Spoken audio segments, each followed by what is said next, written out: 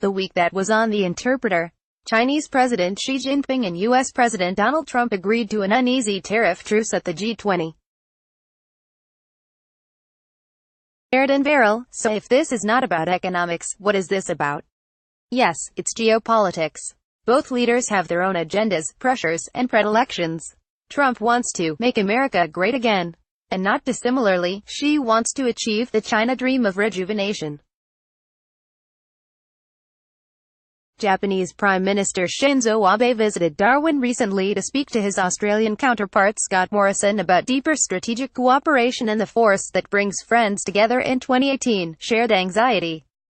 Ian Hall and Michael Heasel, Australia and Japan are coming to recognize that a region-wide approach is necessary for managing China's assertiveness and ambition. It is manifestly in the interests of both, as well as of India, South Korea, Taiwan, and most Southeast Asian states, to ensure that sea lanes remain open, territorial aggrandizement is not accepted, and fishing and other rights are maintained. U.S. defense planners are feeling a sense of anxiety too, shown in a recent report from the U.S. National Defense Strategy Commission. Brendan Taylor: the Commission describes America as a global power with global obligations, and one which must thus maintain favorable power balances in key regions, such as the Indo-Pacific, to underwrite its global leadership. But how realistic is it for the U.S. to continue to realize these enduring strategic goals in a progressively multipolar world?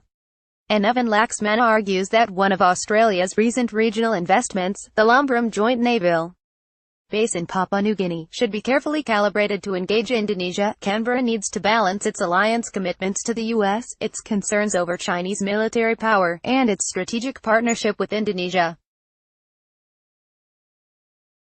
But given the sawtooth trajectory of Indonesia-Australia defense relations, short periods of rapid development followed by sharp and painful reversals, boosting mutual transparency in defense posture development is critical. Just south of Kashmir, a corridor into Pakistan enabling Sikh pilgrims from India to visit a Gurdwara, place of worship, without a visa will struggle to improve relations between Delhi and Islamabad. Stuti Bhatnagar, while key political actors in both India and Pakistan stake a claim for the Kartarpur project and Imran Khan is keen to take the dialogue process further, political realities in India are very different. India is in the midst of crucial state elections and a general election in 2019, which will significantly test the performance of the Modi government. In such an atmosphere, it would not be in Modi's electoral interests to enter serious negotiations with Pakistan.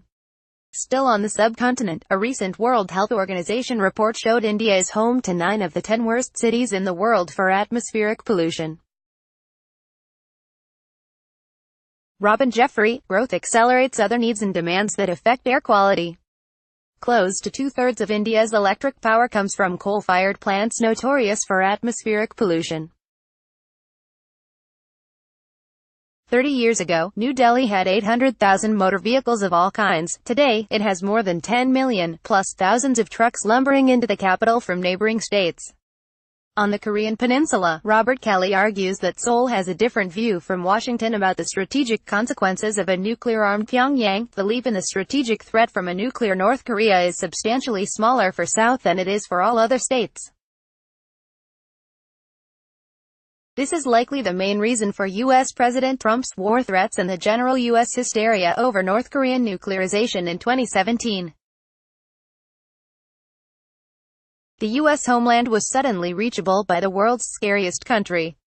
And a song by rapper Sunny has sparked a conversation about gender in South Korea. Nicole D'Souza: the controversial song, feminist critiques Korea's dating culture, beauty standards and the gender pay gap, which he calls a effing fake fact.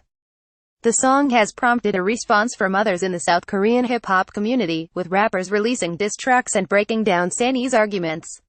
"What you want is for women to serve in the military," said female artist Sleeq. "What I want is for men not to kill women."